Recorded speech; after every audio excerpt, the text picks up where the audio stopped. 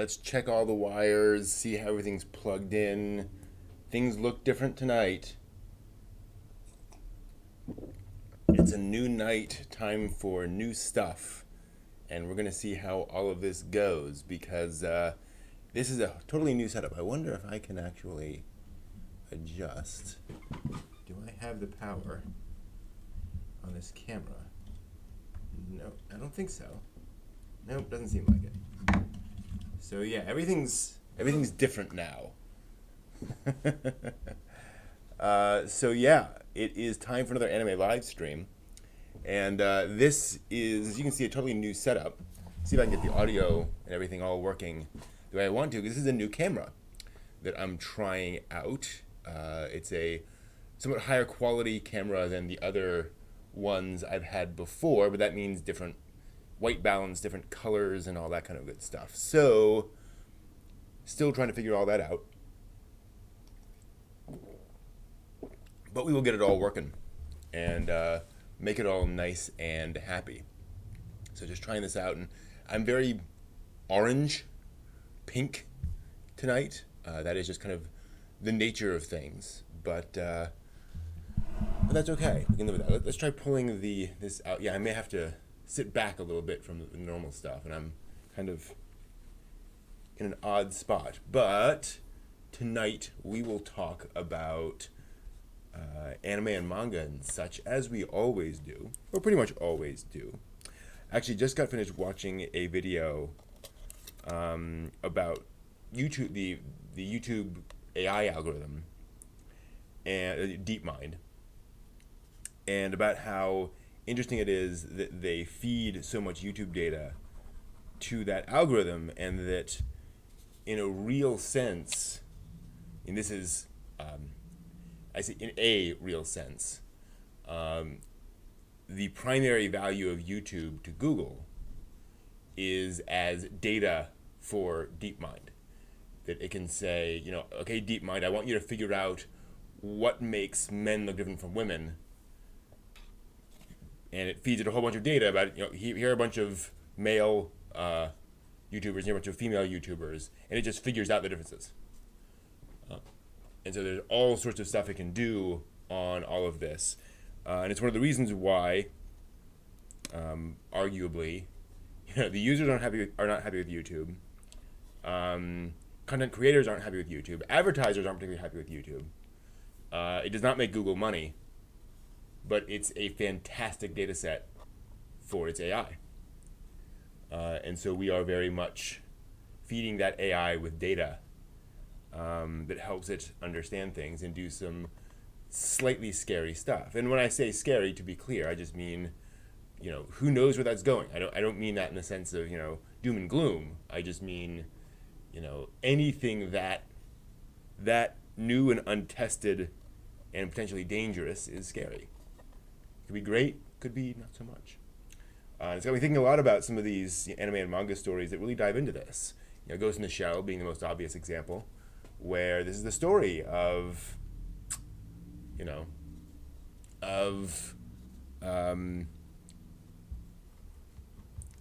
a society in which AIs are more or less indistinguishable from humans. Not exactly the same, but close enough as it makes no difference. And about how that's again, a thing you got to think about. And I think that people do have to deal with. Can you unequivocally just shut down, hey Jay, just shut down an AI? Or is that some kind of killing?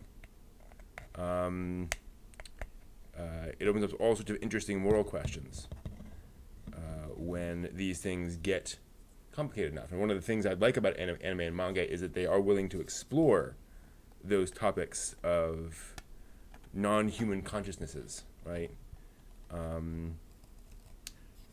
There's a recent mecha anime, which I will not spoil, and shall remain nameless, which very much does this, where an AI ends up sacrificing itself, and it is like losing one of the characters. Like it is very much a tragic sacrifice on the level of those things, on the level of a human death.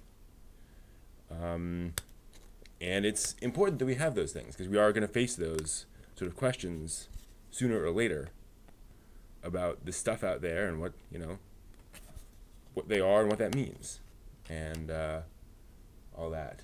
Some Gundam on Crunchyroll. Yeah, Crunchyroll is starting to get more and more Gundam out there.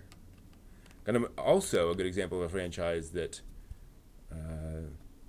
does a good job of exploring some of those future topics about some of the stuff we're going to have to deal with in the future, especially if the space race heats up again. Though I don't think we'll have a space race quite like the old one. The space race generally referred to the competition between America and the Soviet Union. And I don't think that's really going to be the tenor of it in the future, but hopefully you'll have a bunch more exploration out there. And who knows? But I do think that is certainly starting to get more and more exciting. And Gundam kind of points to that future, this idea that someday we are going to have humans who were born off Earth and do not consider themselves to be citizens of Earth. What are we going to do? Humans don't necessarily have to live on this planet. When that happens, what are they going to consider themselves as? And how will humanity change? One of the really, I think, remarkable things about Gundam is this idea that as humanity changes, as humanity goes to the stars, humanity changes on a fundamental level. The idea of new types in Gundam is this idea that what makes us human fundamentally is changing. New powers are arising, so to speak. And humanity as a race in space is different because of the new environment. Who knows what growing up outside of a biosphere does fundamentally to a human. Who knows what the hey Game Escape, who knows what these environments will do to us as people. It is certainly reasonable to assume or to study the possibility that we will be a different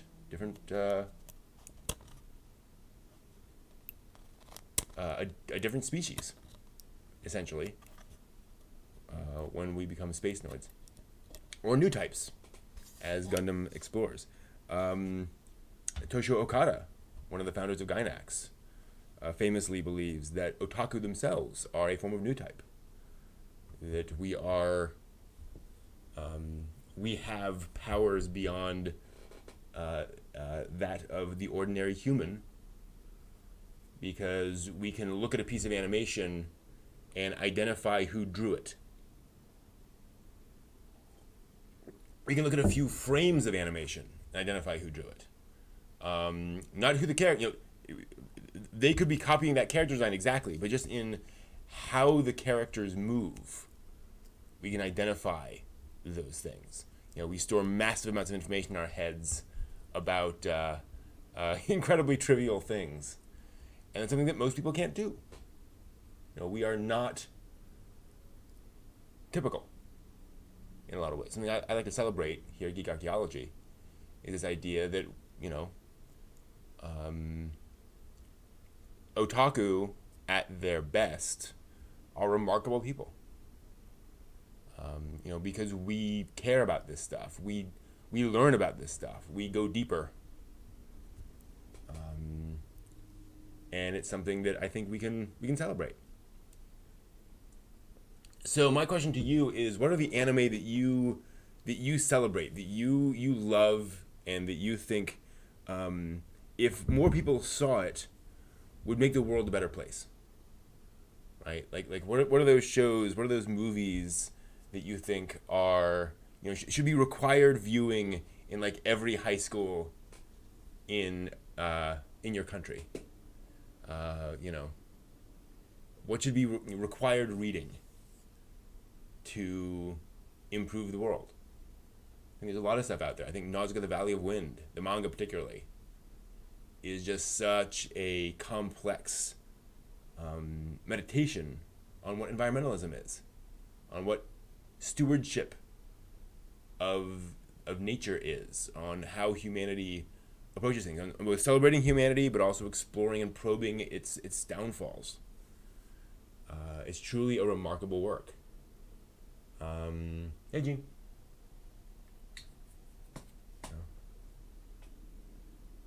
Tokyo Godfathers, interesting. I can see that. It's definitely a tolerant view of the world. Tokyo Godfathers is.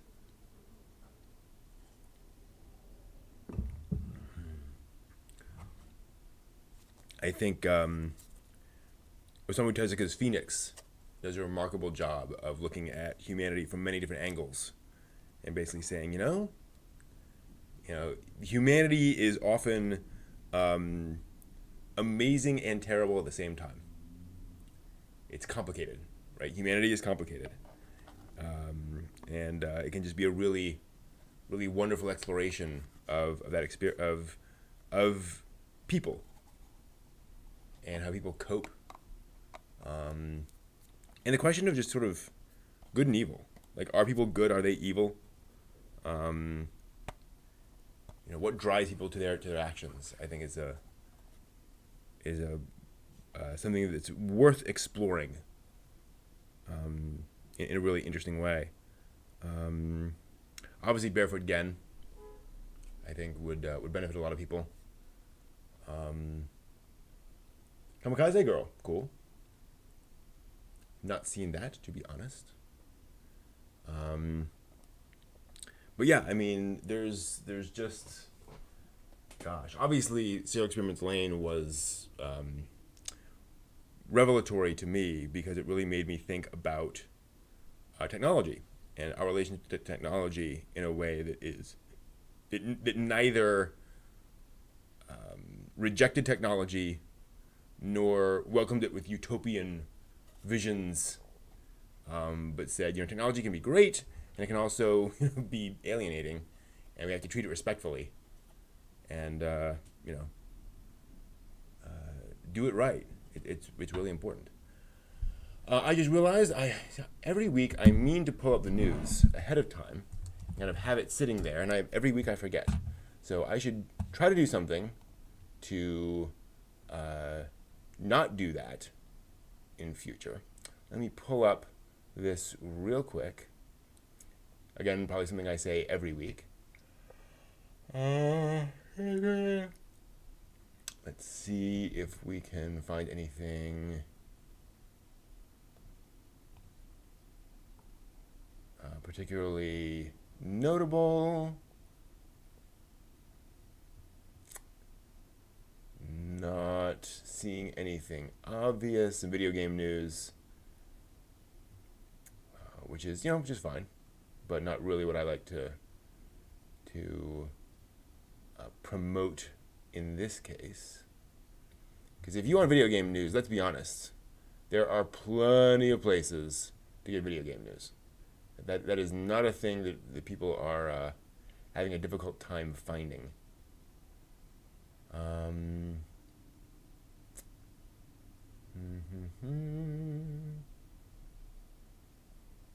Yeah, a lot of video game news, live action movie news.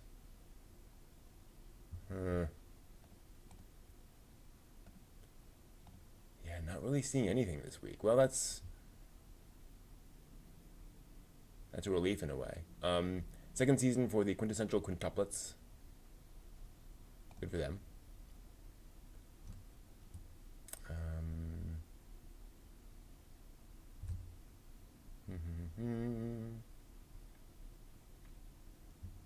Yeah, I'm just nothing really here to remark on. Hey, Matt, good to see you. Slow news week. Such is life. We're in that period between seasons where all the shows have kind of come out, or all the shows are coming out, and they're kind of, chugging along. But there's not too much news about upcoming anime next season, and so it's kind of a middle ground there, where there's not too much exciting going on. And Miyazaki hasn't made any special announcements recently. Hosoda's done with Mirai, so I'm sure he's thinking about his next film, but that hasn't. It's not ready to be announced yet. So and Shinkai has his next film in progress, but no new words on that. So things are kind of quiet on the news front, which is not a terrible thing. So yeah, so I think this can be a pretty good Q&A night. If you guys have any questions for me, anything you want me to dive in on, I'd be happy to do that. Since I'm not going to obviously cover too much in the too much in terms of news, i.e. zero. I apologize. I'm fiddling around. I did some 3D prints for a friend of mine, and wow, that comes up. Wow, that's just pure white. Apologies. It's blinding. And I'm one of these people where I like to have something in my hands to fiddle with, Why didn't I review Iron Blooded Orphans or Gundam Build Divers? Because I didn't finish either of them. I started Iron Blooded Orphans and really enjoyed it, but I wanted to wait until it was over before I finished it, before I reviewed it, and I just never got back to it. I'm sure it's impressive, but again, just other things got in the way, and I haven't gotten back to it yet. And Gundam Build Divers, kind of similar thing. I saw the first episode and was like, this is nice, but I don't feel like I need to watch more of this. So maybe one of these days I'll get back to it. But it's also obviously aimed at a younger audience, so didn't really grab me that much. Also, with Iron Blooded Orphans, shows about kids in mortal danger in the way that Iron Blooded Orphans is. I have a difficult time with often. It's just pulls me back. I'm just So I got like 4 episodes into Iron Blooded Orphans, and I also had a friend, actually it was Evan, who we were going to watch it together, but we kept having scheduling issues, so we could never quite make that happen. So one of these days. I have watched 3 Marvel movies, maybe, in total. So no thoughts on Endgame. Thoughts on The Simpsons. I never really... Gosh, this is a very negative night so far. I was never really deep into The Simpsons. I really appreciate its artistry. I appreciate its writing. I appreciate the things that went into that show a lot of times. Part of the problem is that show politically tends to shift very strongly in one way, in a way that's really obvious, and that just, I don't find particularly funny. There's a strong political agenda often in The Simpsons that I kind of shrug and don't worry about. But yeah, it's one of those shows where if it's on and I get a chance to watch it, I will usually find something to laugh at.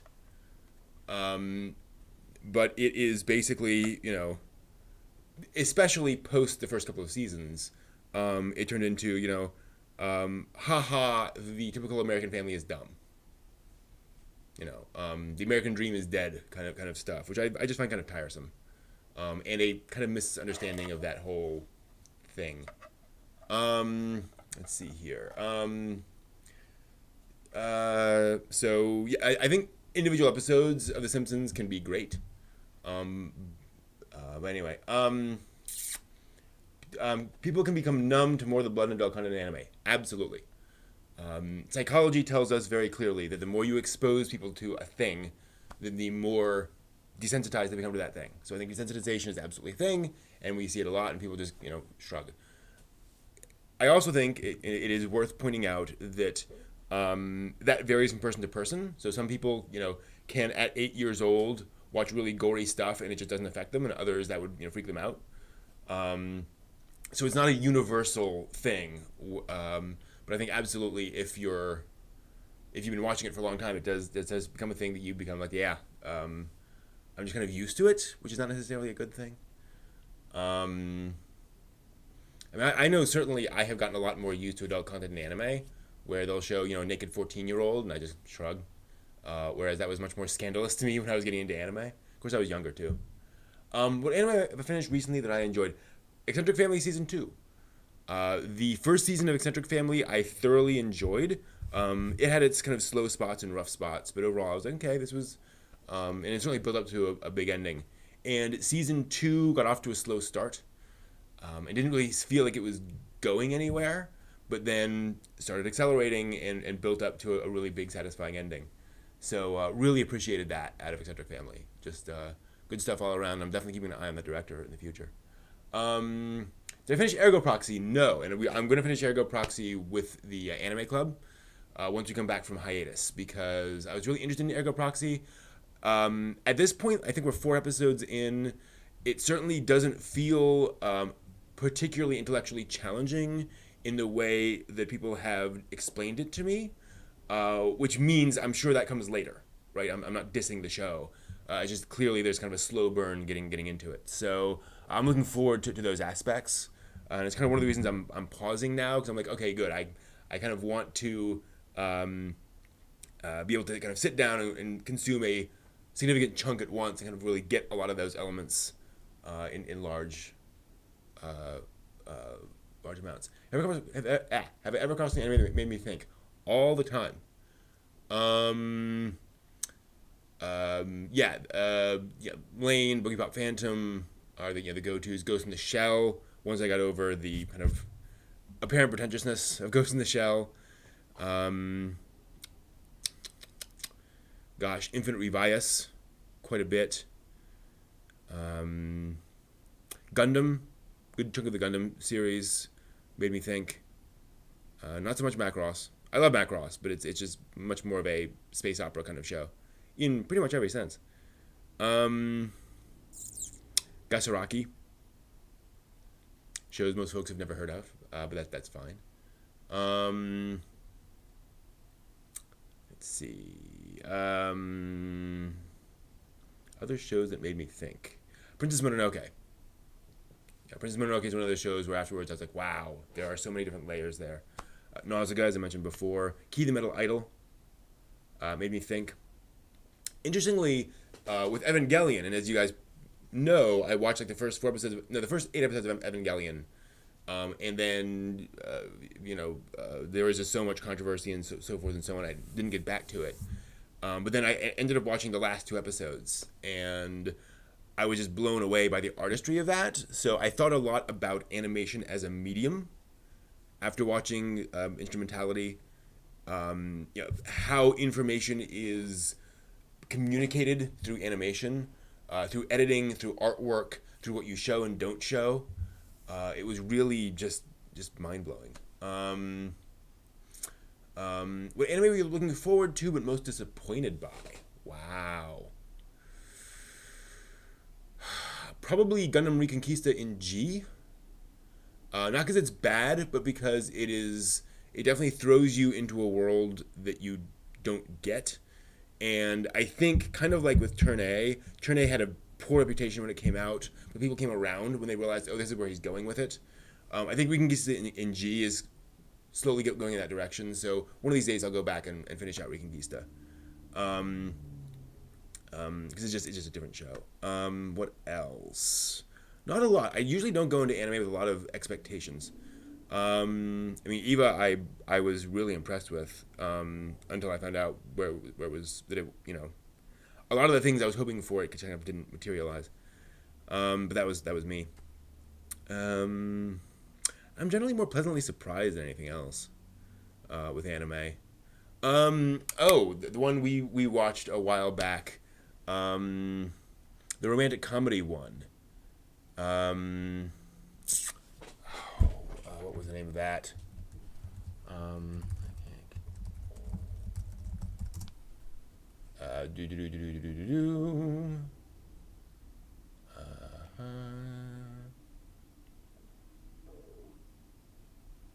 Let's see. These are all going to be recent. Looking for like best rom-coms, and yeah, they all came out within the past like 5 years, and that one is terrible. Let's see here. What was the name of that? That's going to annoy me. Hopefully, Kimagure Orange Road. that was definitely a disappointment because it settled into this very predictable pattern, and I didn't like any of the characters. Just a shame. Also, I guess Ranma was a little disappointing, just because everyone really. I mean, that was one of the foundational anime of like the late '90s, early 2000s. Just everyone watched Ranma, and so I went into that with unreasonably high expectations.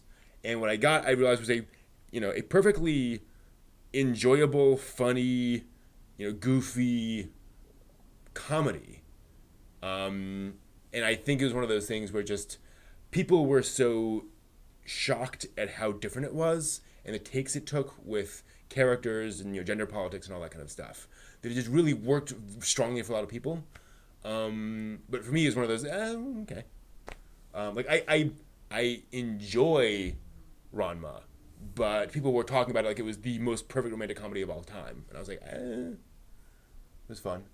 What makes anime pretentious? For me, it's what makes anything pretentious. It's um,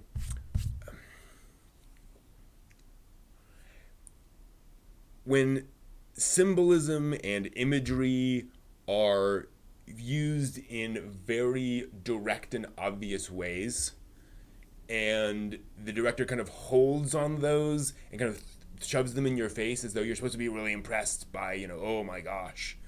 Um, uh, so yeah, when symbolism is foregrounded, I guess, is something. And also when like really obvious points are made in very cliched ways. Um, but in ways that look like they're coming across as subtle. I'm not getting this across well. So if you're making a story about death, and the main character like lives in a graveyard, and they encounter a character whose name is Mort. It's like, okay, that's death in French. It's not it's not subtle. It's stuff like that. It's kind of but it's also, I think, a very personal thing. What is pretentious and what isn't. Um, Death Note, yeah. Death Note, I had a similar. I wasn't disappointed with Death Note. It was more that people um, built that up as being really, unbelievably, deep and thoughtful. And when I saw it, I was like, okay, like it is exploring some elements, but it's very like teenager level, you know, approaches to things, right? Where people aren't really thinking through a lot of their actions in Death Note. So a lot of the twists and turns are kind of interesting, but it's not, um, um, uh, Death Note isn't. Death Note often isn't subtle in that way, right? Um, yeah, Orange Road, and again, I got like 8 episodes in, and it was just very formulaic. And the character, and I lost respect for the protagonist, and the other folks I talked to basically said I didn't have that reaction, which is fine, Again, one of those things, different approaches. Am I still into Gundam? Not as deeply because I watched so much of it. I'm not tired of Gundam. I'm not sick of Gundam, but I'm satiated with Gundam, right? Like I feel like I've watched enough Gundam to understand Gundam. So I'm not like, ooh, what is this alternate timeline thing? What is this Gundam Seed everyone's so, upset about? So, yeah, I don't feel that burning desire to consume all Gundam anymore. So, like I said, we'll probably go back and watch a lot of those shows eventually, but it's just not as high priority as it used to be. I think part of it is that there comes a point where you've consumed enough of a thing that it's kind of part of you, and so you don't really, need to keep up that same level of intensity. Like Gundam is just, you know, fundamental to who I am, really, in a lot of ways. When I'm walking down the street, I often imagine, or sometimes imagine, a Gundam walking over there, or imagine sort of the Gundam scale on things. If I'm on top of a building, I imagine, where a Gundam would be in the city. So, it's just kind of worked its way into my brain. So I don't need to watch a lot of it, which is cool.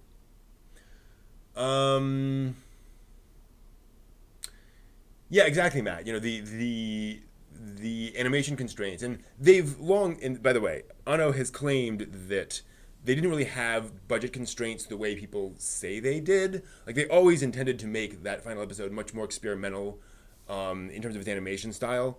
So it's not that they completely ran out of money, but they had less money than they thought they did, and so they kind of went full bore into that experimental approach and kind of leaned more heavily into that than they would have otherwise. But that said, it's Ano speaking. Who knows? But yeah, absolutely. I think so. In other words, I want to say some people think that approach they took was accidental. That because they had no money, they were forced to do that, and it's more subtle than that. And again, I'm not suggesting you're saying that, Matt, either. I just wanted to clear the air in case anyone thought it. But yeah, I mean, that approach they took, I think, was just because of circumstances and all sorts of other things. It turned out to be a really brilliant approach to things, and just a really genius way of getting across a lot of elements. And funnily enough, you can watch in His and Her Circumstances, where they did not have a big budget either. That is a very low budget series if you actually like sit down and watch it and see how many like frames of animation they're punching out. Very low budget, but they reuse everything they learned out of instrumentality to make that show visually engaging. Really, really impressive. Ever come across a hidden gem anime that pushed the boundaries but didn't get much love? The Sensualist, which was it's an anime film from the 80s, I believe, like 1988, if I recall correctly. Adaptation of a famous Japanese novel, I believe, or maybe a series of poems from, 1200s, 1300s, something along those lines. So centuries and centuries past. And it's about a guy who basically has a bunch of different mistresses and kind of goes around and visits these different mistresses. And this is an OVA, and so importantly, there are no H scenes in it because like the original does not, describe those things, but it's fairly clear, what he's doing when he goes to each of these women. And so the animation actually expresses that through symbolic imagery, and not in a crass way. It's a lot of very poetic imagery of the two of them meeting and then kissing, and things get essentially more abstract as scenes go along, and you realize that they're basically undressing each other and getting it on. But that's not expressed through any like human bodies. It's expressed through other things that they're showing on screen, and there's a lotus blossom here, and it drifts closer to a lotus blossom, and they touch, and it's like, oh, okay. So it's really impressive. It really pushed the boundaries, and just no one's ever heard of it before. And so again, as pure animation, as using the animation medium, that was really impressive. I don't know. Most anime doesn't push the boundaries because it is very much an entertainment medium, and that's the thing. The title of that was The Sensualist, as in being sensual. The Sensualist. It was released once in like the UK. Some years ago on like VHS, and that's I think been the only release outside of Japan. So I just know it as The Sensualist. Found a copy somewhere. Thoughts on ReZero? I have not watched that, I'm afraid. Digital streamer. People have recommended it. Unfortunately, when ReZero came out, it looked like such a cliche. And when people described it and described like the initial concept, I was like, okay, I've seen Dot Hack. I get it.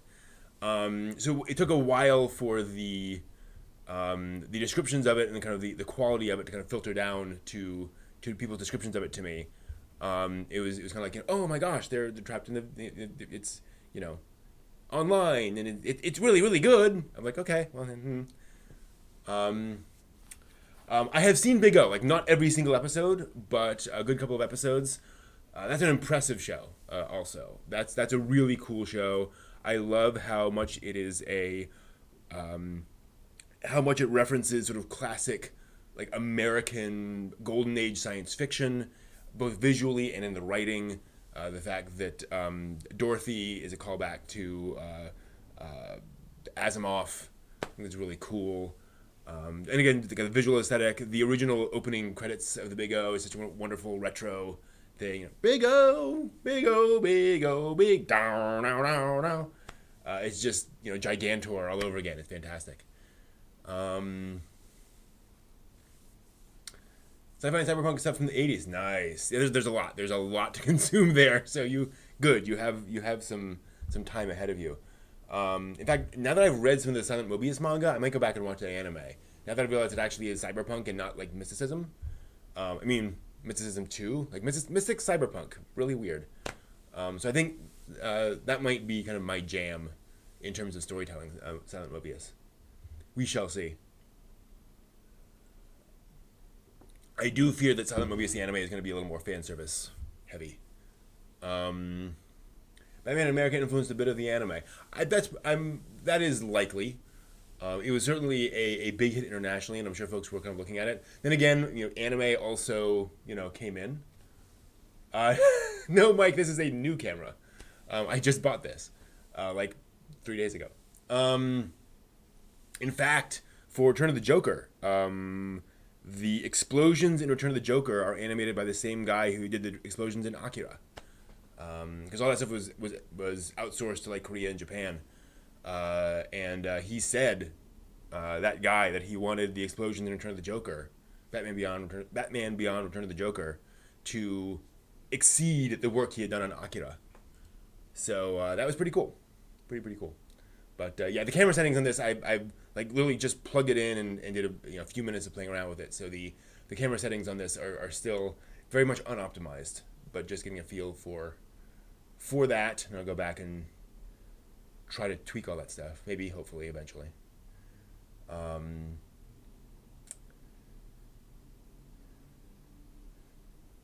Exactly, Mike. And I think it's one of those things where and it's obviously not white balance at all. Once I get just the colors tuned, it'll look a lot better and crisper. I can already tell, like, you'll notice I am in focus and the background is as well, which was definitely not the case with the old camera. So hopefully that'll improve it. I also have like a really wide angle lens with this, so I'm curious to see how that goes. Yeah. Oh, totally. I watch random anime all the time. I love doing that. Just pull it up and go. But yeah, the wide angle lens would be interesting. You might be able to get like the entire. I wonder if I could put that on right now. No, I'm not going to do that just yet. I'm not going to switch lenses midstream. That probably is a bad idea, akin to Ghostbusters and Crossing the Streams. So let's not do that. Also, the lighting. Actually, I wonder. Let's just play around a bit. Is that any better? Not really. Okay. What camera is it? It is a. What is it? I've never heard of the manufacturer before. It is a Melcam, Melcam. It's Japanese. It's one of these like YouTuber cameras where it was like $170 or so. It's a separate camera, so it actually has a body, and you can put a microphone on it and all that stuff. So you can kind of take it around to cons and such. And it's 1080p. So I figured it'd be a nice step up from the webcams I have here, which are not bad, but yeah. So I kind of wanted to go one step up from these webcams, but not up to the $2,000. Or I mean, that is a big step up, but I know you can go much higher than that. So if this works out, I might go to 4K one of these days. Especially with the job now being what it is, I can actually afford some of these things now, which is kind of nice. Let me see if I have that up. I have to go to orders and type in. Oh yeah, 1 second while I type in my password, which takes about 30 days. There we go.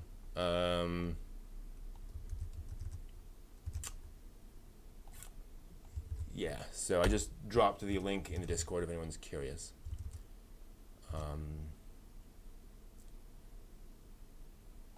Yeah, that constant autofocus thing is really annoying to me. This appears to be manual focus at the moment. Yeah, I think it's more or less just set, which is not a bad thing actually because it's like, oh, we're done. But again, I gotta fiddle around. The weird thing is, like, at least in OBS, I can access the settings on all the webcams, but not on this thing. It is just, all of the video configuration settings are grayed out. So I don't know. Maybe I have to install some drivers or something. Actually, something I should look into is maybe that's what I need to do. Download drivers. We'll see. Yeah, it's actually the random anime thing. When I do panels at conventions, folks sometimes will ask me like, "How do you avoid burnout?" And that's one of my pieces of advice. Just start watching random anime. Just pop something in and watch something crazy. That's how I watched Animated Training, the anime exercise show. Just popped it in, or just fired it up on Crunchyroll, and I was like, "Oh, this is really fun." Ever come across an anime film that tugged at the heartstrings? Oh yeah, Grave of the Fireflies. That would be one. Totoro. Definitely. Kiki, in its own way. The scene where she's delivering in the rain. You know what I'm talking about. Actually, Wolf Children was a big one for me.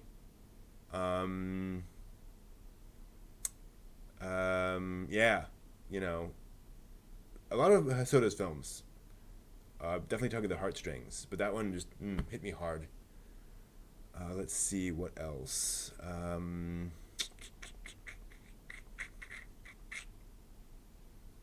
Depends on the film. Depends on kind of what it's trying to do.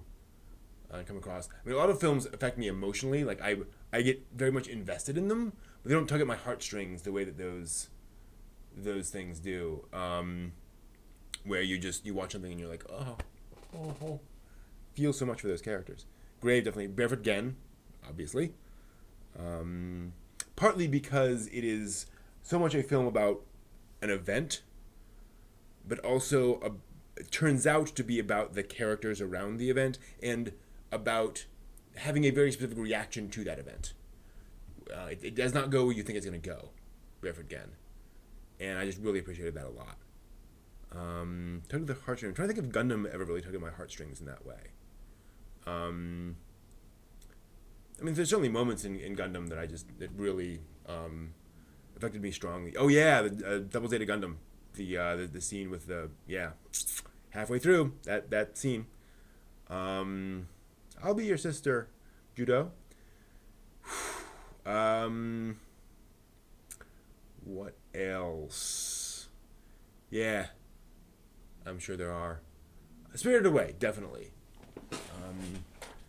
Spirited Away is Miyazaki at his height.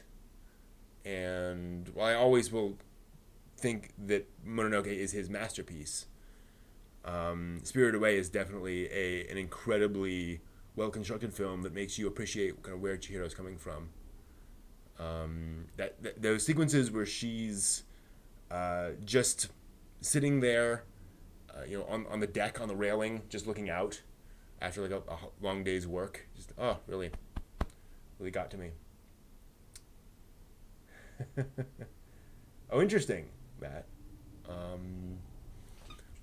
think. Nausicaa too. Nausicaa the manga. There's a particular character that dies near the end of Nausicaa that was, that just destroyed me. Looking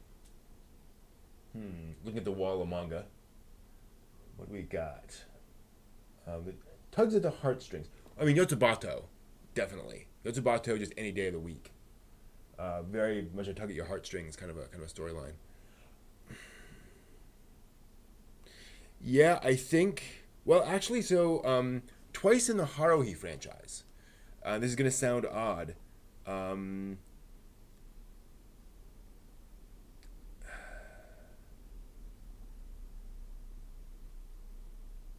Yeah, the concert scene in the first season of Haruhi Suzumiya, when I realized that Haruhi was finally doing something unselfishly. I was just, I loved all those characters so deeply, and to see that character suddenly come around was just it just really hit me hard. And then in the movie, a scene, and I will not spoil it, I will simply say this: Yuki. That just gets me every time. Every time. Let's see. In Lane, actually. Lane tugging my heartstrings. The whole stuff between her and Alice, realizing what she has to do at the end, what she has to sacrifice, and how miserable it makes her, but how also like she's miserable, but she also refuses to back down from that decision. It's just heartbreaking, you know.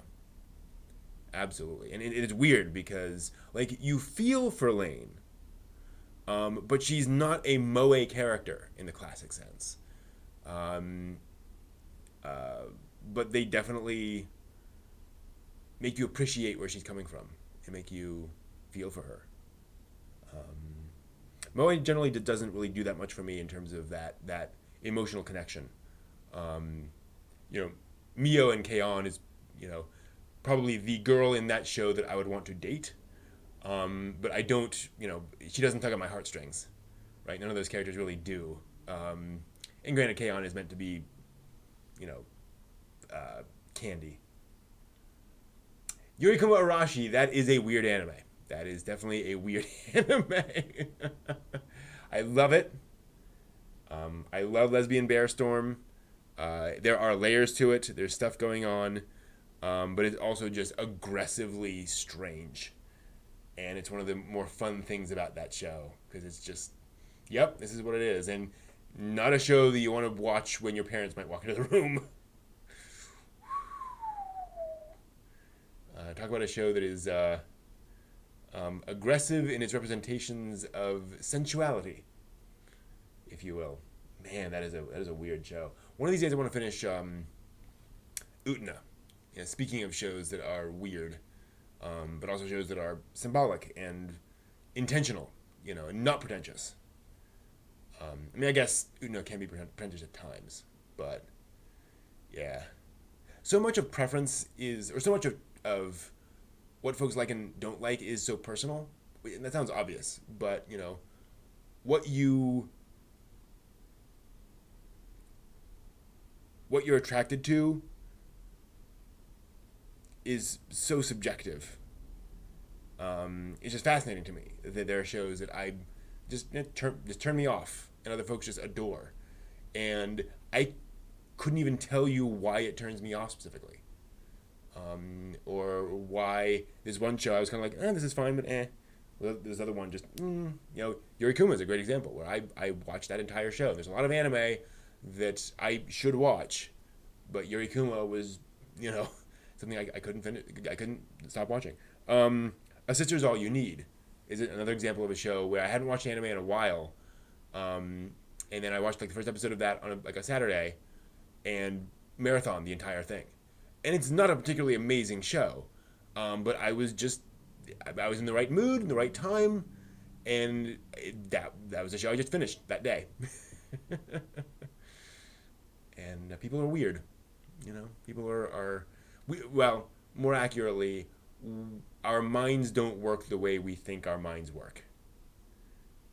And that's what's fascinating. I'm reading a book right now called How We Learn, which is sort of a summary of a lot of the recent studies about learning and about how people actually learn things. And some of it's kind of advice on studying and such. But a lot of it is just, we've learned this interesting thing about the brain and how if you want to remember something or memorize something, how much should you take breaks? How often should you return to the material? Stuff that often just does not intuitively come to mind is the right way to do things. But once you do it, you're like, oh, of course, this makes sense. And it's just fascinating how the brain can start by saying, no, this is wrong. And then simply by doing it, the brain says, oh, yeah, this is right. And in both cases, it's obvious. Right? It's just, what a strange thing. One second. Okay, I think it's okay. Sorry, my browser was flashing red at me, and I was afraid something was alerting me that something had to be done, but I think I'm okay. Weird. All right, we've been going for about an hour, so I think that will do it for us for tonight. Thank you all very much for the questions. This was a lot of fun, as usual. Let me check my schedule. Yeah, so I will be here next week, and I will be here the following week. But I will not be here the week after. So the 31st, I will have to skip the Friday anime stream. Taking a little vacation for the day, and then I should be good for a little while. I actually got a convention coming up in a couple of weeks, Escape Velocity, a sci-fi convention, so that'll be fun. I'll be talking at that one, but it's local, so I don't have to drive anywhere, so I can still do the Friday live stream, which is awesome. All right, guys, thank you all so much. As always, it's been great. Ever gonna do another Taco No Cooking? I would not mind doing that. I need to do a little more setup in the kitchen and figure out what the food I would make would be. But yeah, I'm up for that. I'll keep that in mind. Thanks for the idea, Jay. I might do some planning on that. Yeah, we'll see. Thanks all. See you next time. Until next time, watch more anime.